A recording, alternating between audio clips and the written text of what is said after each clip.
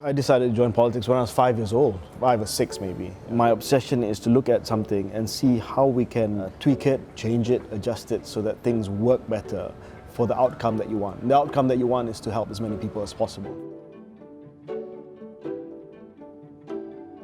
By about 8 p.m. I realized that we would lose the government. Obviously I felt surprised and shocked and sad. I was very concerned that we have an orderly and smooth transition because although we emerged as losers that night, I wanted the country to come out as a winner. I think we want to demonstrate that Malaysia is not just a rapidly developing country economically, but we can handle a democratic change in government. Even as BN politicians who are not ever used to losing, I mean at least for myself, you always remember that one day you can lose everything.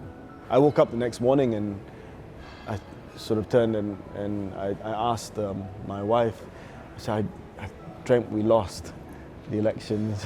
She said, it's not a dream.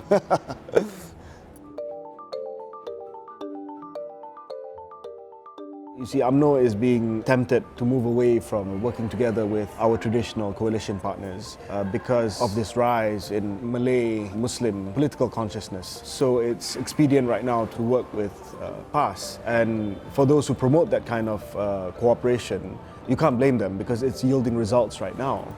But our existential crisis or identity must remain, that centrist multiracial coalition that was or still is Barisan Nasional. And looking into the long term, even though we can't penetrate the Chinese and Indian electorate today, that does not mean we discount them forever. Because I feel that the most stable government is the government that is supported by all Malaysians, regardless of ethnicity. If you have a fundamental disagreement with your party's position, I think it's fair to leave and become an independent. I think that's a fair position to take. For me personally, jumping to ruling coalition, it almost makes a mockery of elections. Why have elections in the first place if you're just going to jump into the winning side? D. D? Yeah.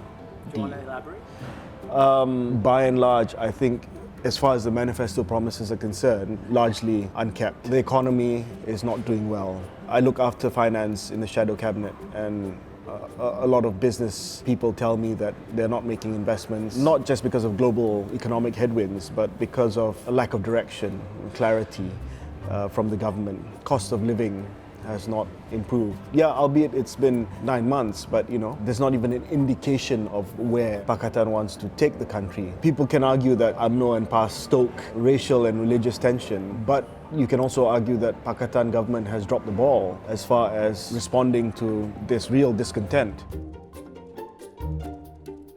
I judge people based on interaction in Parliament. So when Anthony or maybe someone like Gobin answers questions, they answer it very professionally and matter of fact. Whereas some of the others are rambling or take a pot shot, or deflect. And I think after 9 months, you really have to move on.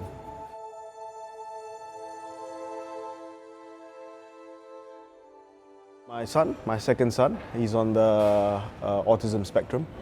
He will display certain, I suppose what people call common characteristics of a child on ASD, like repeating words, flailing his arms, and I think to myself, that's him trying to cope with a changing environment. He's trying to calm himself down as a calming mechanism.